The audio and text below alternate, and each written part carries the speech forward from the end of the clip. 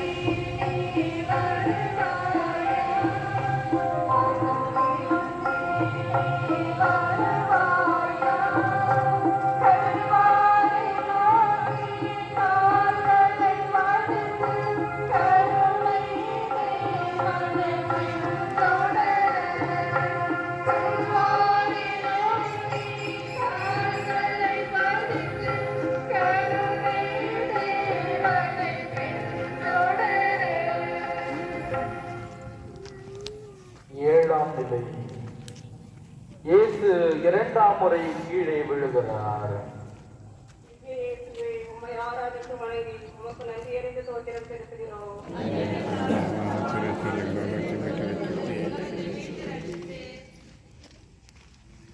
கல் மீது விழும் ஒவ்வொரு அடியும் கல்லை சிற்பமாக்குகிறது.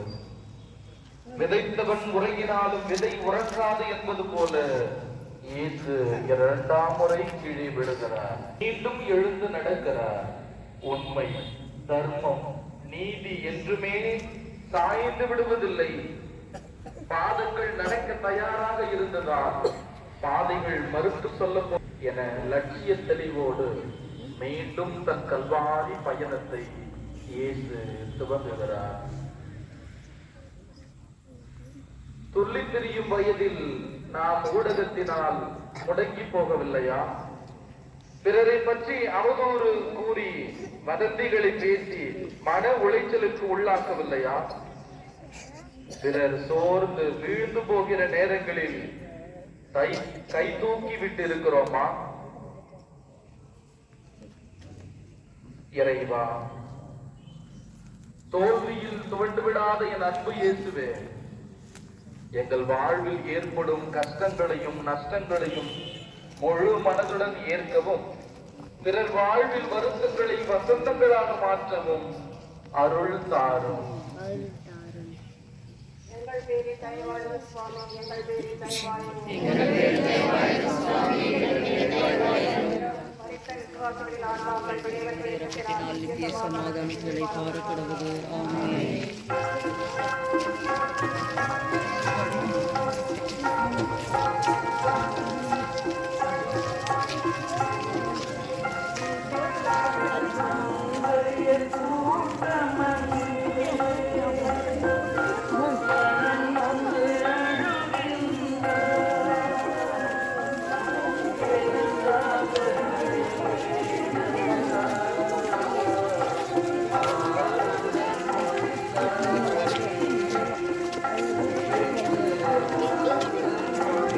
யாரும் செவுத்து மேலே கை வைக்காதீங்க. இப்போ தான் பண்ணாங்க. யாரும் செவுத்து மேலே கை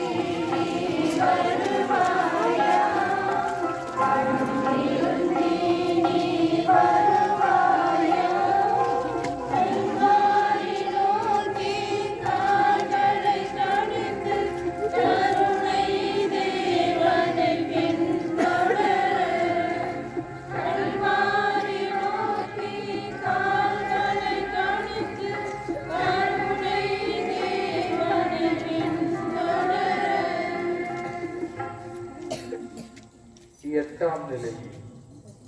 இயேசு ஆறுதல் அளிக்கிறார். உம்மை ஆராதித்து வணங்கி உமக்கு நன்றி அறிந்து தோற்றம் செலுத்துகிறோம்.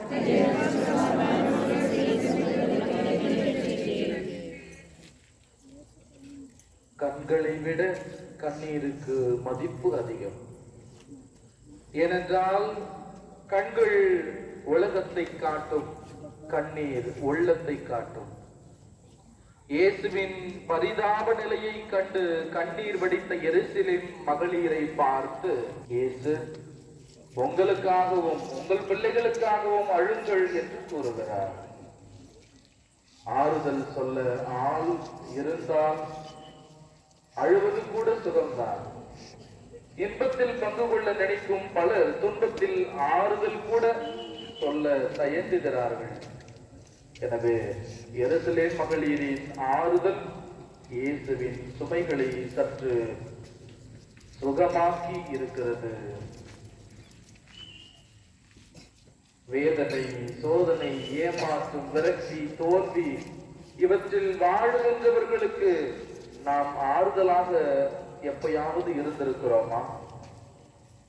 பிறரை பற்றி எப்பொழுதும் நல்லவற்றை பேசி நமது அன்பான ஆறுதலான வார்த்தைகளால் மகிழ்ச்சியோடு வாழ அடுத்தவருக்கு வழிவகுத்திருக்கிறோமா? இறைவா, ஆறுதல் அளிக்கும் அன்பு இயேசுவே, பிறர் படுகிற துன்பங்களை கண்டு மட்டும் நாங்கள் கண்ணீர் வடிக்காமல் இயலாமை, பலவீனம் இவற்றையும் நினைத்து கண்ணீர் வடிக்க நல்ல மனதை தந்தருளும். எங்கள் பேரில் தயவாயிரும் சுவாமி, எங்கள் பேரில் தயவாயிரும். மரித்த விசுவாசிகளின் ஆன்மாக்கள் இறைவன் இரக்கத்தினால் நித்திய சமாதானத்தில் இணைப்பார கடவார்களாக.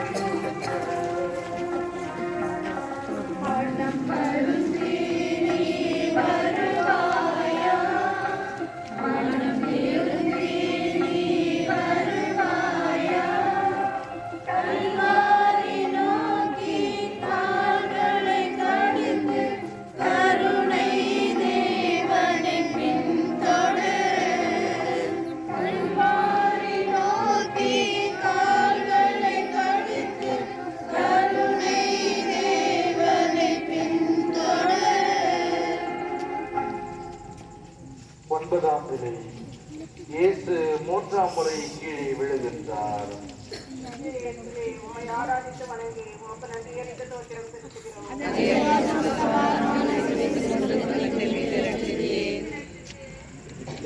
வேண்டே கிடப்பதுதான் ஒருவருக்கு தோல்வி உறுதியளிக்கிறது. விதைகள் தனக்கு தகுந்த இடத்தை தேடி முளைப்பதில்லை, மாறாக கிடைத்த இடத்தில் தன்னை செடியாகவோ மரமாகவோ மாற்றிக்கொள்ளுகிறது. அதை போலதான் நம் வாழ்க்கையிலும் விழுந்து விடுவோம் என்று எண்ணாமல் விழுந்த இடத்தில் இருந்து முன்னேறி செல்ல வேண்டும். எனவேதான் இயேசு, நான் விழுந்து விட்டேன் என்று எண்ணி யாரும் கைத்தட்டி சிரித்து விடாதீர்கள், நான் விழுந்தே முளைப்பதற்காகத்தான் என்று மீண்டும் எழுந்து நடக்கிறார். தோல்விக்கு காரணம் விதி என்று சொல்லி நாம் மதிக்கெட்டவர்களாக வாழவில்லையா? நினைத்த செயல் முடியும் வரை முயற்சி செய்யாமல் கீழே விழுந்து கிடப்பதில்லையா? தமது தற்பெருமை, வரட்டு கௌரவம் போன்றவற்றால் பிறரின் மன வேதனை அடைய செய்ய கீழே விழ வைக்கவில்லையா? இறைவா, உன் படுக்கையை தூக்கிக் கொண்டு எழுந்து நட என்று சொன்ன என் அன்பு இயேசுவே, எங்கள் வாழ்வில் வருந்துகின்ற தோல்விகளை கண்டு அஞ்சாமல் எங்களை விழச் செய்கிற தடைகளை தகர்க்கிற ஆற்றலை தாரும். எங்கள் பேரில் தயவாயிரும் சுவாமி, எங்கள் பேரில் தயவாயிரும். மனித விசுவாசிகளின் ஆன்மாக்கள் இறைவனின் இரக்கத்தினால் இறைவனின் மத்தியை அடைவார்களாக. ஆமென்.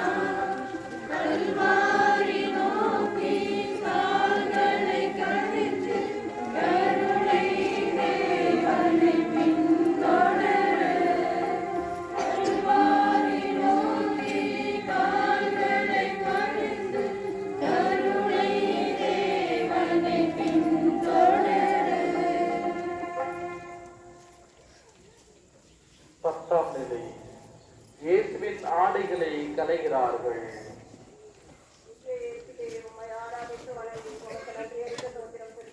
அதே அச்சுத்த பாரமான சிலுவை சுமந்து உலகத்தை மீட்டு ரட்சித்தீர். ஆடை மனித வாழ்வின் அடிப்படை தேவைகளில் ஒன்று. நாகரிகத்தின் வெளிப்பாடுதான் ஆடை. ஆடை இல்லாமல் ஆளுக்கு மதிப்பு இல்லை. ஆள் இல்லாமல் ஆடைக்கு சிறப்பில்லை. ஆளை அழகும் அலங்காரமும் படுத்துவது ஆடைதான். எனவேதான் ஆடையில்லா மனிதன் அரை மனிதன் என்று சொல்லுகிறோம். ஆள் பாதி ஆடை பாதி என்று கூறுகிறோம். உடலில் ஆடை இல்லாவிட்டால் அது அவமானத்தின் உச்சக்கட்டம். அந்த அவமானத்தின் உச்சக்கட்டமாகத்தான் இயேசுவின் உடலோடும் இரத்த காயங்களோடும் ஒட்டியிருக்கிற ஆடைகளை கலை. நாம் மற்றவர்கள் மீது கூறும் பழி சொற்களினால் பிறரை அவமானப்படுத்ததில்லையா? நேர்மையுடன் வாழுகின்றவர்களை அவதூறு பேசி அவமானப்படுத்துவதில்லையா? எனக்கு பிடிக்கவில்லை என்றால் அவர்களின் நற்பெயரை ஊக்கங்கள் வழியாக, ஊடகங்கள் வழியாக பரப்பி அவமானப்படுத்துவதில்லையா? இறைவா, அவமானத்தை மன உறுதியோடு ஏற்ற என் அன்பு இயேசுவே, வாழ்க்கையில் இலவசமாக வழங்கப்படும் சன்மானம் அவமானம் என்பதை உணர்ந்து மன உறுதியோடு வாழ எங்களுக்கு அருள் தாரும். எங்கள் பேரில்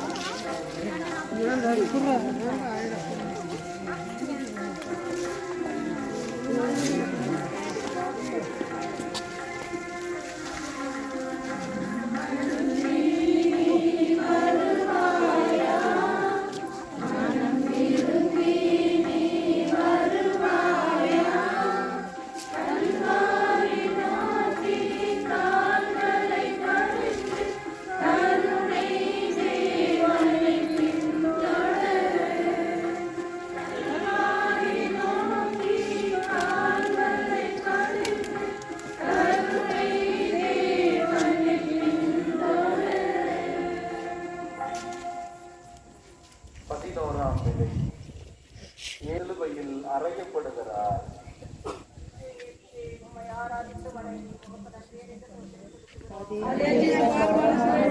சுமந்து உலகத்தை மீட்டு ரட்சித்தீர். சிலுவை பாதையின் மிகவும் கொடூரமான நேரம் இது. சிலுவையில் அறையப்படுவது ஒரு கொடூரமான நிகழ்வு. காரணம், சிலுவையில் அறையப்படுவதால் ஏற்படுகிற உடல் சார்ந்த வேதனையை கற்பனை கூட செய்து பார்க்க முடியாது. மனிதன் சக மனிதர் மேல் சுமத்திய உச்சகட்ட தண்டனை தான் இந்த சிலுவை மரணம். இங்கு தொட்டு தொட்டு குணமாக்கிய இயேசுவின் கைகள், கால்களுக்கு போதித்த இயேசுவின் கால்கள் ஆணிகளால் அறையப்படுகின்றன. நம்முடைய எண்ணங்களும் உணர்வுகளும் சிந்தனைகளும் சொற்களும் செயல்களும் நம்மை சுற்றி உள்ள மனிதருக்கு நன்மை செய்யவில்லை என்றால் நாமும் பிறரை சிலுவையில் அறைகிறோம் தானே. உண்மையை சொல்ல தயங்குகிற போது, தீமைக்கு துணை போகிற போது, பிறரை இழிவாக கேவலமாக பேசுகிற பொழுது நாமும் பிறரை சிலுவையில் அறைகிறோம் தானே. இறைவா, சிலுவையில் அறையப்பட்ட என் அன்பு இயேசுவே, எங்களுடைய சிந்தனை, சொல், செயல் இவற்றால் நாங்கள் ஒருபொழுதும் மற்றவர்களை சிலுவையில் அறையாமல் நல்லவற்றை நாட எங்களுக்கு அருள் தாரும். எங்கள் பேரில் தயவாயிரும் சுவாமி, எங்கள் பேரில்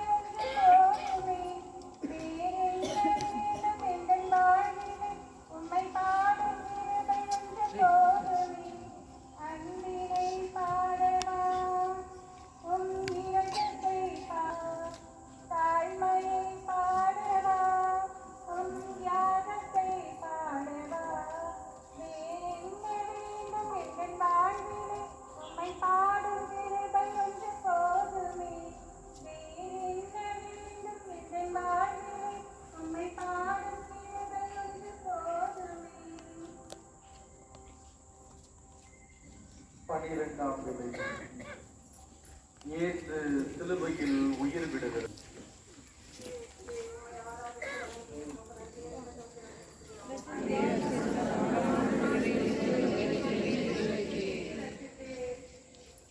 வாழ்க்கை ஒரு கேள்வி, யாரும் பதில் தர முடியாது.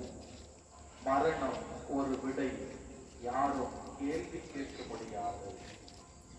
சிந்திப்போம். இறைவா, மரணத்தை வென்ற என் அன்பு இயேசுவே, நாங்கள் மரணத்தை கண்டு அஞ்சாமல் இறப்பதற்கு முன் எங்கள் வாழ்வு அர்த்தமுள்ள வாழ்வாக அமைய அருள் தாரும்.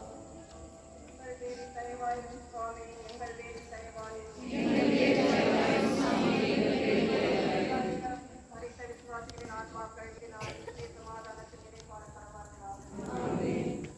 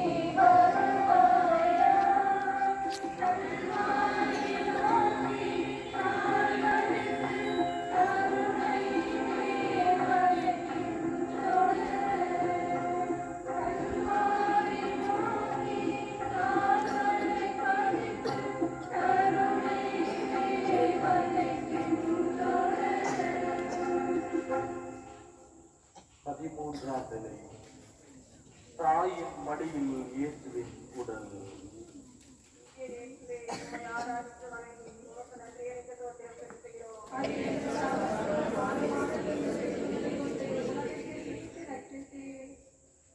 நம் அனுமதி இல்லாமல் கருவறையில் சுமந்த நம் தாயை கல்லறை வரை சுமப்பதற்கு முன்பாக நம் இல்லங்களில் அவர்களை நிம்மதியோடும் மகிழ்வோடும் வாழ வைக்கிறோமா? நமக்காக தன் தூக்கத்தை மறந்து நம்மை தானாட்டி சீராட்டி பாலூட்டி வளர்த்த தாய்மார்களை நன்றி உணர்வோடு நினைத்து பார்க்கிறோமா?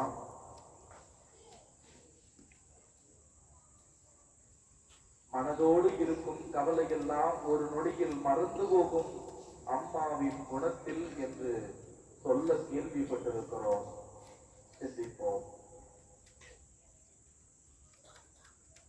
இறைவா, தாயை நேசித்த என் அன்பு இயேசுவே, எல்லா குற்றங்களையும் மன்னிக்கிற ஒரே நீதிமன்றமாக இருக்கிற எங்கள் தாயின் இதயத்தை நாங்கள் மனநோக செய்யாமல் வாழ எங்களுக்கு வரம் தாரும்.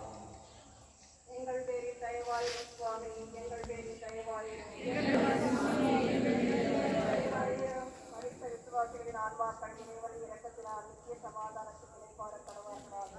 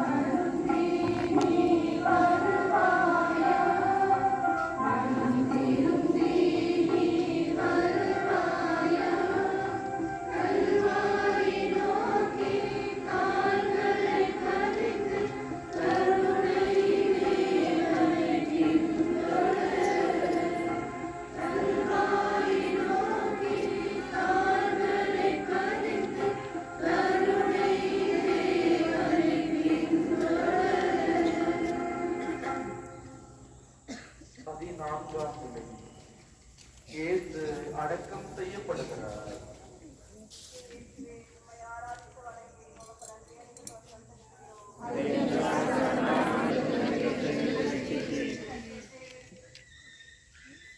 உழைத்த பொருட்களும் உயிரான பந்தங்களும் உடன் வராத ஒரே இடம் கல்லறை. சந்தோஷம், துக்கம், வலி, ஏக்கம், அழுகை, ஏமாற்றம், இழப்பு, கனவு போன்ற பல உணர்வுகளை தாங்கிக் கொண்டே உடல் உயிரற்றதாய் அடங்கிக் கொள்வது கல்லறையிலேதான். மண்ணுக்குள் சிக்கி மக்கி போகும் முன் தூற்றியவருக்கு மன்னிப்பையும் போற்றியவருக்கு நன்றியும் கூற தயாராக இருக்கிறோமா?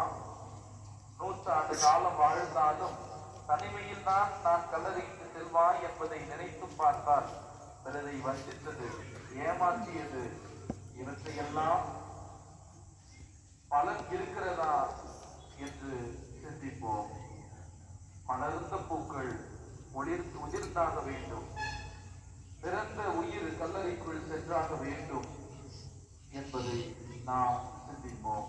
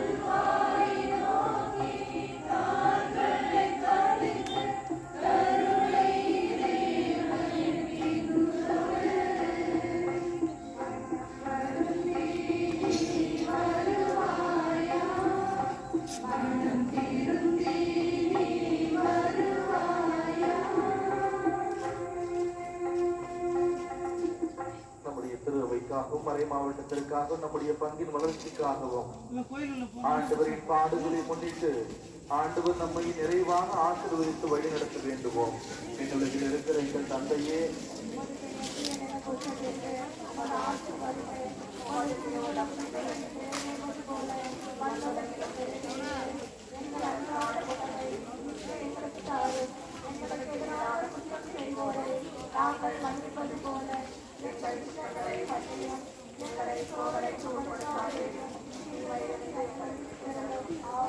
அருள் நிறைந்த மரியே வாழ்க.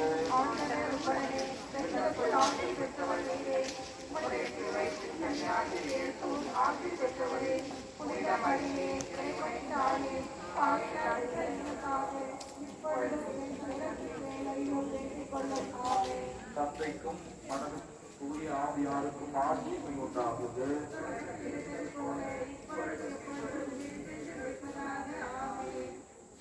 நாம் அனைவரும் ஒன்று சேர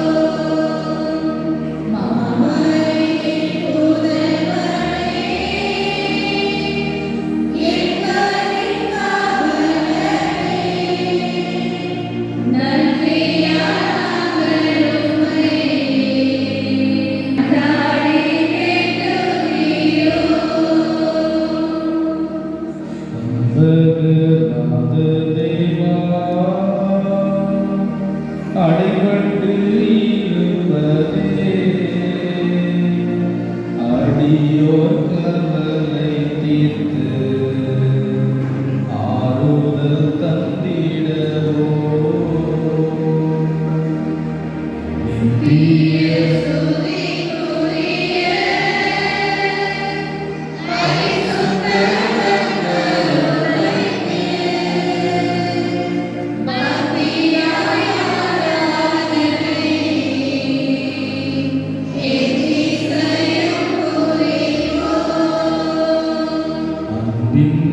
விண்ணவதாரமே இன்ப என் சோதரமே துன்புறும் இந்நேரமுமே வந்தோ முந்தன் பாதமே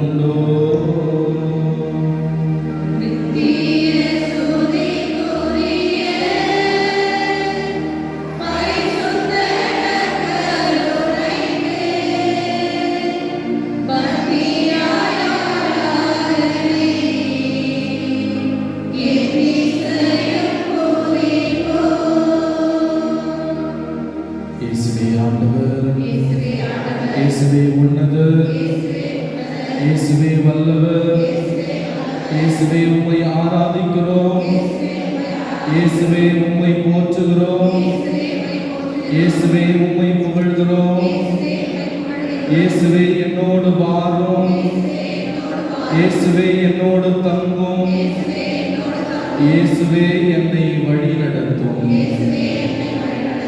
அன்புக்குரியவர்களே, மாதத்தின் முதல் வெள்ளிக்கிழமை தவக்காலத்தின் முதல் வெள்ளிக்கிழமையாக இருக்கிறது. திரு இருதய ஆண்டவத்திற்கு ஒப்பு கொடுத்த தினமாய் தவக்காலத்தின் ஒரு பேரு நிலையாக இன்றைய வெள்ளிக்கிழமை அமைகிறது. ஆண்டவரின் இதயத்திலிருந்து வடிகிற இரத்தத்தின் பேரு பயனாக நாம் சிலுவை பாதையை நிறைவு செய்திருக்கிறோம். இறைவனுக்கு நன்றி செலுத்துவோம். நம் அன்பு ஆண்டவர் எப்பொழுதும் நம்மோடு இருக்கிறார். ஹல்லேலூயா, ஹல்லேலூயா, ஹல்லேலூயா. அன்புக்குரியவர்களே, பல்வேறு நிலைகளிலே நமக்கு துன்பம் வருகிறது, துயரங்கள் வருகிறது, குடும்பத்தில் கஷ்டம் வருகிறது.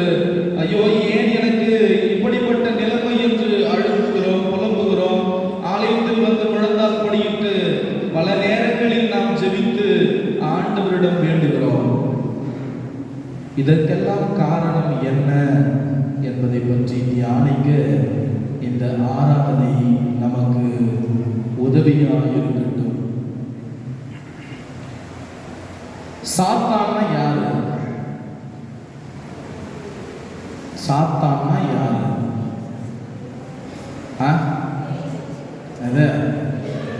என் காது நல்லா கேட்கும், சத்தமா சொன்னா எனக்கு கேட்கும். சோதனை, சோதனை தான் சாத்தான். சரி, அப்ப நாம இல்ல, நீங்க இல்ல. ஓ சரி. அன்புக்குரியவர்களே, நம்முடைய கெட்டு போன உள்ளம்தான் சாத்தானாக இருக்கிறது என்று அகுஸ்தினார் சொல்லுகிறார். காரணம் என்ன? ஆண்டவர் படைப்பின் பொழுதே அவருடைய சாயலாக நம் அனைவரையும் படைத்தார். ஆனா ஒருவரை ஒருவர் அன்பு செய்து வாழ, அக்கறையோடு பார்த்து கொள்ள, உபசரிக்க ஆண்டவர் பல்வேறு வழி வகைகளை நமக்கு கொடுத்து கொண்டே போகிறார். ஆனால் கெட்டு போன உள்ளத்தினரால் நாம் மனம் மாற முடியாமல் நாம் அப்படியே தேங்கி கிடக்கிறோம். தேங்கி கிடக்க பல்வேறு வழி வகைகள் இருக்கிறது. யாருக்கெல்லாம் சமணஸ்னு பேர் தெரியும்? பாக்கெட்டில் காசு சரி, யாரு கரெக்டா சமணசுகள் பேர் சொல்லிட்டீங்கன்னா ஒரு 500 ரூபாய் கொடுக்குறாங்க. சரி, 3 பேரை தவிர்த்து சொல்லு. எனக்கு தான் தெரியும், ஊருக்கே தெரியும் 3 பேர். அப்புறம் 3 பேர் அடுத்தது. அதான் பிரச்சனையே அங்கதான். ஏன்னா நாம் தவக்காலத்தில் இருக்கிறோம். இப்பொழுதுதான் நோன்பு, ஜபம், தவம் என்று நம்மையே நாம் உட்படுத்திக் கொள்ளுகிறோம். அதுக்கப்புறம் கறி வீட்டலாம், ஜாலிதான். இப்படிப்பட்ட வாழ்க்கை வாழ்வதனால் பயன் என்ன? ஆண்டவரிடம் கேட்கிற கேள்வி, உன்னிடம்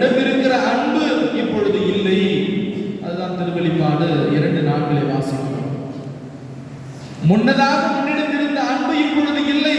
ஆகவே உன்னிடம் தோற்று போன விசுவாசியாய் என் முன் நின்று அழுது புலம்பி வரம் கேட்டு இருப்பதனால் பயன் என்ன என்பதை ஆண்டவர் கேள்வி கேட்கிறார். மிக்கேல், கபிரியேல், ரஃபேல், உரியேல், செலாவியேல், ஜெருதியேல், பராக்கியேல் என்று 7 அதி சமணசுகளை இந்த திருவை இந்த கடவுள் நமக்கு கொடுத்திருக்கிறார். ஆனா கெட்டு போன சமணசுகள்லாம் யாரு தெரியுமா? ஒரே ஒரு பேர் தெரியும்.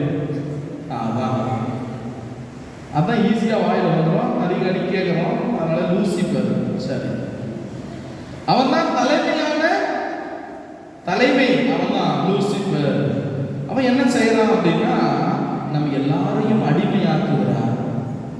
நான் அடிமையாக இருக்கிறேன். எதுக்கு? போதைக்கு. குடிச்சாதான் உனக்கு என்ன ஃபாதர் வண்டி கட்ட சொல்லிட்டு போயிடுவேன், வந்து பாரு குடும்பத்தில் எவ்வளவு பிரச்சனை என்று சொல்லுகிற அளவிற்கு இந்த பழக்கம் மாறிவிட்டது. இன்று சிறுவர்களிடமும் அந்த பழக்கம் இருப்பதை இந்த சமூகத்தில் நாம் கண்கூடாக பார்க்கிறோம். தொலைக்காட்சிகளிலும் செய்திகளிலும் நாம் பல்வேறு இடங்களில் நாம் பார்க்கிறோம். இதையெல்லாம் நம்மை அடிமையாக்கி தான் என்று ஒரு அகங்காரம் கொண்டு இருப்பவனாக இந்த லூசிபர் இருக்கிறார். நான் அகங்காரம் கொண்டு இருக்கிறேனா என்னுடைய குடும்பத்தில் அப்படி நம்ம பார்க்க வேண்டியது இருக்கு. ஆனா இரண்டாவது ஒருத்தர் இருக்கிறான், பெலியேல். அவன் பேர் கெட்டு போன சமணசாய் இருக்கிற பெலியேல் இழிவுபடுத்துவான். என்னை ஒருவன் இழிவாக பேசுகிறான் அல்லது நான் ஒருவனை இழிவாக பேசுகிறேன் என்று சொன்னால் எனக்குள்ளாக வெளியில் இருக்கிறான். வெளியில் இருந்துதான் என்னை அடுத்தவனை இழிவுபடுத்துகிற அளவுக்கு அழைத்து சொல்லுகிறார். லேவியத்தன் அவன் பொறாமைப்படக்கூடியவன்.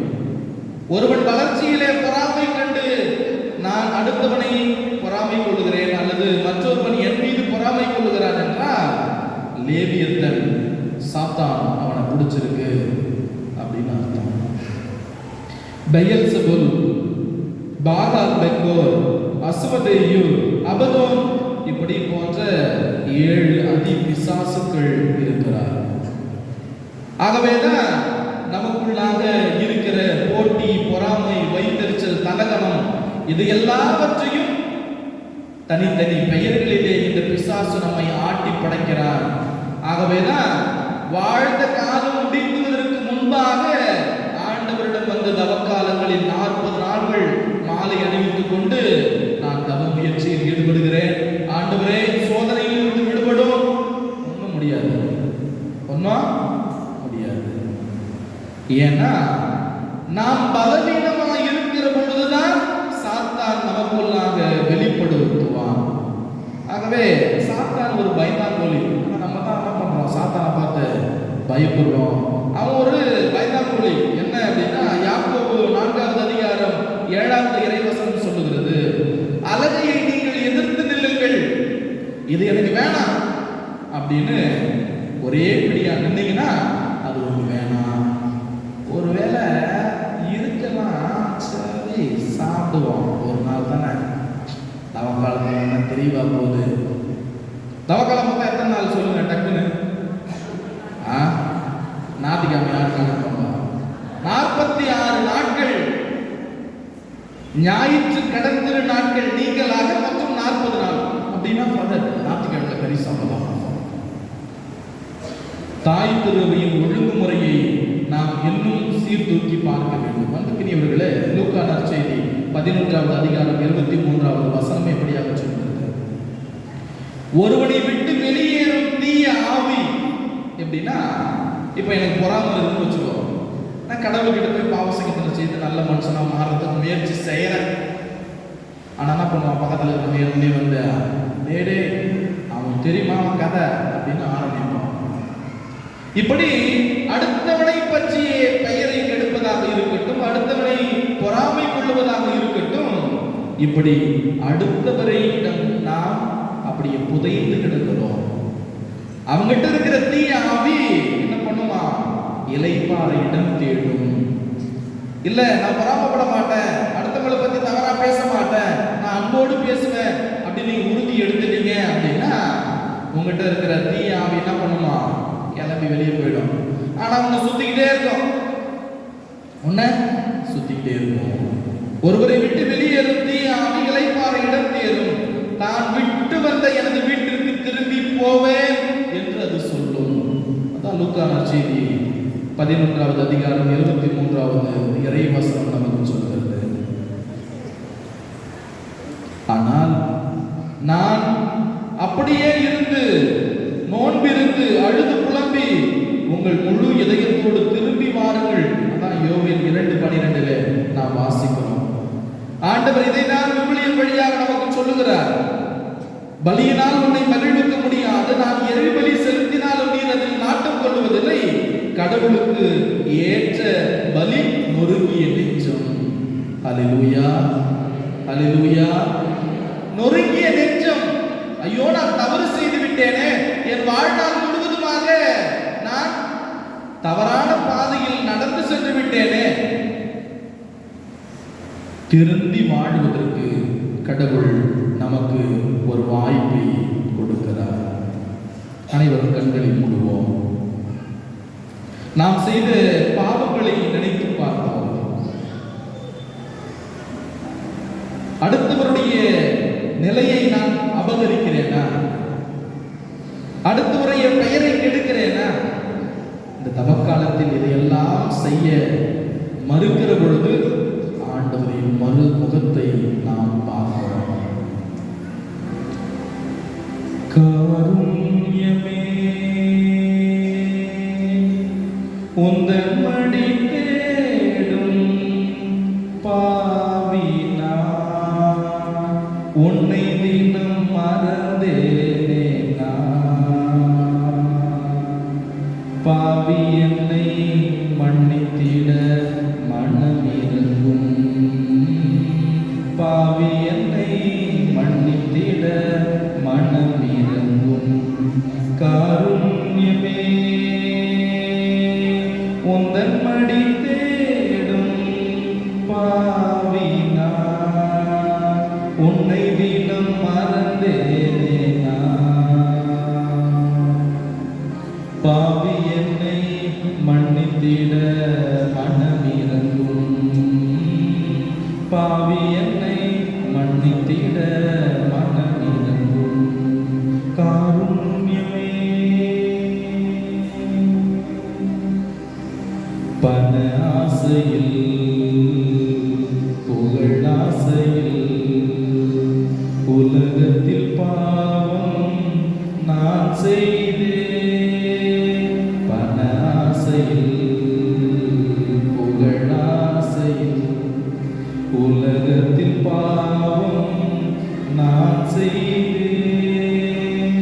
உன் கையில் நீ அறைந்தவர்காய் நீ, உன் கையில் நீ அறைந்தவர்காய் நீ, தேவனோடு ஜெபிப்பவர் நீ. பாவி என்னை மன்னித்திட மனமிரங்கும்.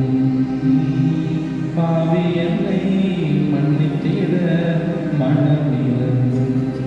காருண்யமே உந்தன் மடி தேடும் பாவினா உன்னை தினம் மறந்தேனே பாவி என்னை மன்னித்திட மனமிரங்கும். பாவி என்னை மன்னித்திட மனமிரங்கும். பாவி என்னை மன்னித்திட மனமிரங்கும். பாவி என்னை மன்னித்திட மனமிரங்கும். அனைவரும் விழுந்தால் படிப்போம்.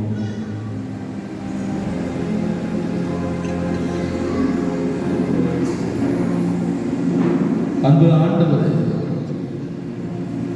நாங்கள் சோர்வுற்றவர்களாக பாரத்தோடு வேதனைகளோடு கவலையோடு கண்ணீரோடு நோய்களோடு சொல்ல முடியாத பிரச்சனைகளோடு உம்மை நாடி வந்திருக்கிறோம். ஆண்டவரே, எங்கள் ஒவ்வொருவரையும் கண்ணோக்கி பார்த்து திடப்படுத்தும், எங்களை ஆறுதல் படுத்தும், எங்களை வழி நடத்தும். எங்கள் அனைவரையும் இடறி விழாமல் ஆண்டவரே நீரே கரம் பிடித்து காத்துக்கொள்ளும். நான் பாவிதான் ஆண்டவரே, உம்மை நோக்கி தொலைவில் சென்ற பாவியாயிருக்கிறேன். ஆண்டவரே, உமக்கு எதிராய் பாவம் செய்தோரை நீர் மன்னித்து ஏற்றுக்கொண்டீரே, என்னையும் என் குடும்பத்தையும் ஏற்றுக்கொள்வாயா? நான் அடுத்தவனை புறம் தள்ளி நான் தான் என்கிற அகங்காரத்தில் என்னுடைய வாழ்வை நடத்தினேனே, என்னுடைய அகங்காரத்தை நீக்கி ஆண்டவரே என்னோடு பயணம் செய்வாயா? ஆண்டவருக்கு முன் யார் அருவருப்பானவர்? ஆண்டவருக்கு முன் அருவருப்பா இருக்கிறவன் ஆண்டவருடைய பேச்சை கேட்காமல் சென்றவன் என்று நாங்கள் விவிலியத்தில் வாசிக்கிறோம். ஆண்டவரே, எங்களுக்கு அருள் புரியும். நீங்க சமாதானம் எங்களுக்கு சொல்லுகிறீர்கள், அதிசயம் எங்களுடைய வாழ்விலே நடத்துகிறீர்கள். அதையெல்லாம் உணராதவனாய், அதையெல்லாம் புரிந்து கொள்ளாதவனாய் ஆண்டவரே, நான் என்னையும் என் குடும்பங்களையும் விட்டுவிட்டு உன்னையே நம்பி வந்திருக்கிற எனக்கு அருள் தான். 2 கொரிந்தியர் 2:1 வாசிக்கிறோம். நான் மீண்டும் உங்களிடம் வந்து உங்களுக்கு மன வருத்தம் கொடுக்க விரும்பவில்லை, ஆனால் நான் உங்களுக்கு மன வருத்தத்தை கொடுத்தால் எனக்கு யார் மகிழ்ச்சி ஊட்ட முடியும் என்ற கேள்வியை கேட்கிறேன். ஆண்டவரே, நீர் மகிழ்ந்து எங்களோடு உறவு பாராட்ட அந்த இதயம் எனக்கு இடம் கொடுக்கவில்லை. ஆண்டவரே, என்னுடைய இதயத்தை தூய்மை செய்வாயா?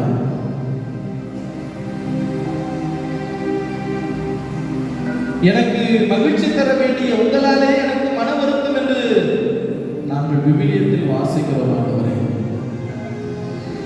நான் பார்த்த பார்வையால், நான் கேட்ட காதுகளால், நான் பேசின என்னுடைய உதடுகளால், நான் சிந்தித்த என்னுடைய சிந்தனைகளால் ஆண்டவரே பல்வேறு நிலைகளிலே பாவத்தை செய்திருக்கிறேன்.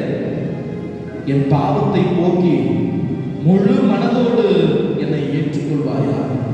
ஒரு தாய் போல தேர்ச்சி என்னை அரவணைத்து ஏற்றுக்கொள்வாயா?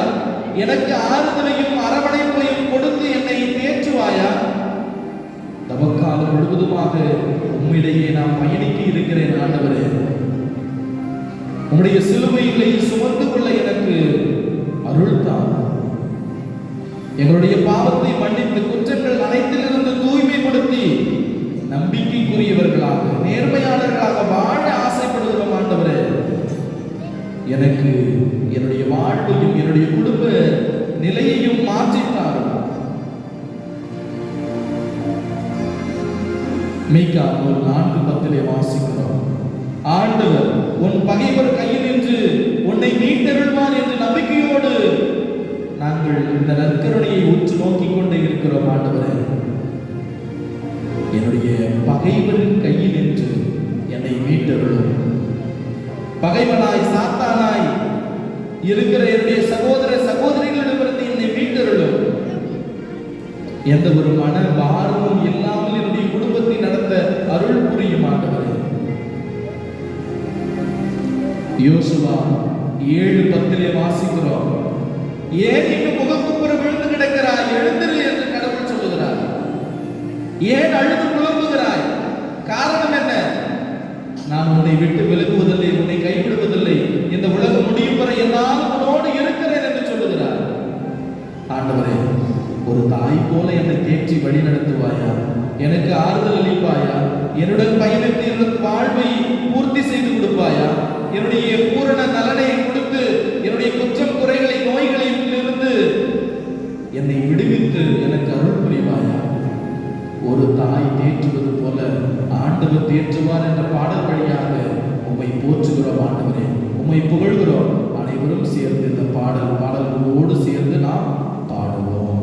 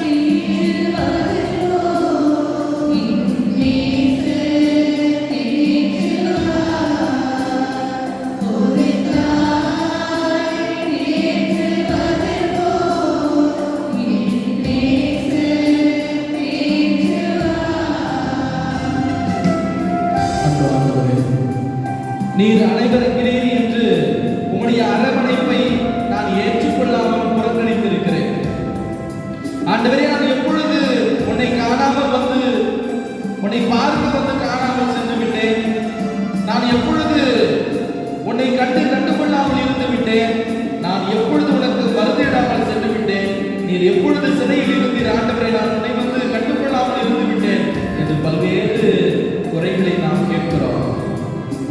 என்னுடைய சின்ன சின்ன பிள்ளைகளுக்கு செய்வதையெல்லாம் எனக்கே செய்தீர்கள் என்று ஆண்டவர் சொல்லுவது உண்மையே. ஆண்டவரே, அரவணையும் உம்முடைய அரவணைப்பில் என்னை காத்தருளும், எனக்கு உதவி புரியும்.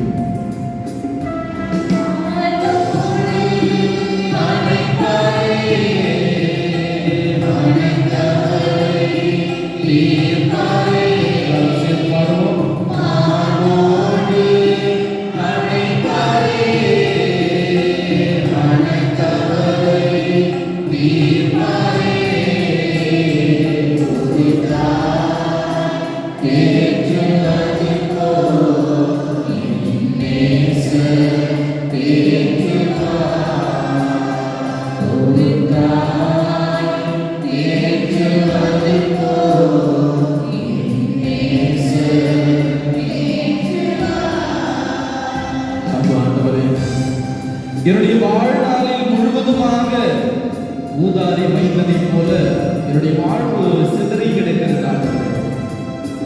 உன்னுடன் இருந்தால் நான் வாழப் போவதில்லை, உன்னோடு இருந்தால் இந்த ஊரில் இருந்தால் நான் பிழைக்கப் போவதில்லை என்று அண்டி பிழைக்க சென்றவர்கள் ஏராளம். ஆண்டவரே, உம்முடைய அருளையும் ஆசிரியையும் வேண்டாம் என்று உதறிய பல பேர் உம்மை நோக்கி வந்திருக்கிறார்கள். ஆண்டவரே, எங்களுக்கு உதவி செய்யும் என்று கையேந்தி நிற்கிற இவர்களுக்கு உமது இரக்கத்தை காட்டும். ஊதாரி மைந்தனை போல மன்னித்து அரவணைத்து ஏற்றுக்கொண்டு அவனுக்கு ஒரு நல்ல காலணிகளை, அடுத்த பாதைக்கு நடந்து செல்ல நல்ல காலணிகளை கொடுக்கணும். அப்பா, மோதிரத்தை ஒரு மணிமுடியான முத்திரையாக மீண்டும் நீரே என் மைந்தன் என்று மோதிரம் கொடுத்து முத்திரையிட்டீரே ஆண்டவரே, அதுபோல பாவியாய் இருக்கிற என் மீது இரக்கம் கொண்டு உம்முடைய வெண்ணக முத்திரையை என் மீது பதித்தருளும் ஆண்டவரே. எனக்கு உதவி செய்யும், உதவி செய்ய வருவாயா, என்னை அரவணைப்பாயா, பாதுகாப்பாயா, வழிநடத்துவாயா, என்னோடு பயணம் செய்து என் வாழ்நாளை மாற்றுவாயா.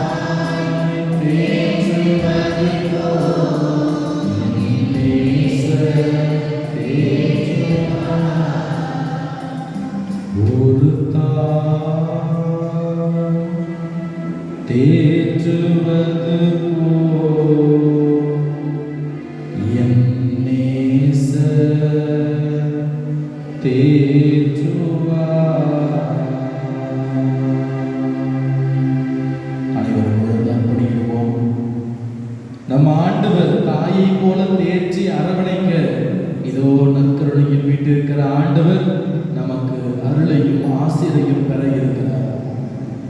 பக்தி முயற்சிகளை மேற்கொண்டிருக்கிற நம்முடைய வாழ்வியல் மாறுவதற்கு மன மாற்றம் மிக அவசியம். பிறரை குறை சொல்லாத அந்த வாழ்வை ஏறெடுக்க முயற்சி செய்வோம். அடுத்தவரை குறை சொல்லாத வாழ்வு நம்மை உயர்ந்த இடத்திற்கு கொண்டு செல்லும் என்று இயேசுவின் வாழ்விலிருந்து படிப்படியாக நாம் கற்றுக்கொள்கிறோம். ஆண்டவரே, உமது இரக்கத்தையும் இந்த நற்கருணை வழியாக வாங்கி இருக்கிற எங்களுக்கு நீர் மனமு வந்து உம்முடைய இரக்கத்தையும் பேருபலன்களையும் தந்தருளும். மழந்தால் பணியிட்டவர்களால் மாண்பு கீதம் பாடுவோம்.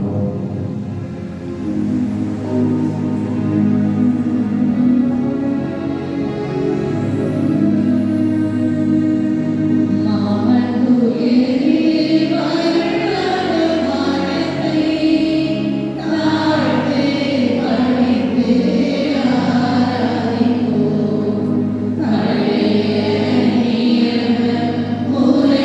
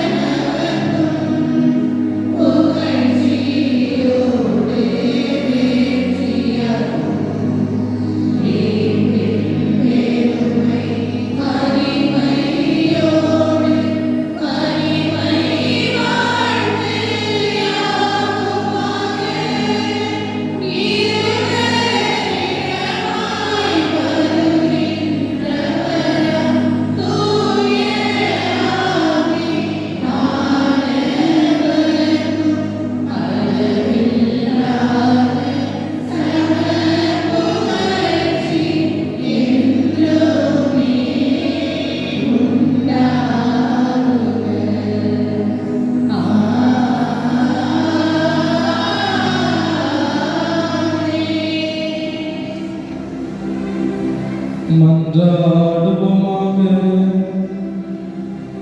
இறைவா, இந்த வியப்புக்குரிய அருளடையாளத்திலே உம்முடைய திருப்பாடுகளின் நினைவை எங்களுக்கு விட்டுச் சென்றீர். உமது திருவுடல் திருரத்தம் இவற்றின் மறைபொருளை வணங்கும் நாங்கள் உம்முடைய மீட்பின் பலனை இடைவிடாமல் அனுபவிக்க அருள் புரியும். தந்தையாக இறைவனோடும் தூய ஆவியானவரின் ஒன்றிப்பில் இறைவனாய் என்றென்றும் வாழ்ந்து அன்பு செய்கின்ற உம்மை மன்றாடுகின்றோம்.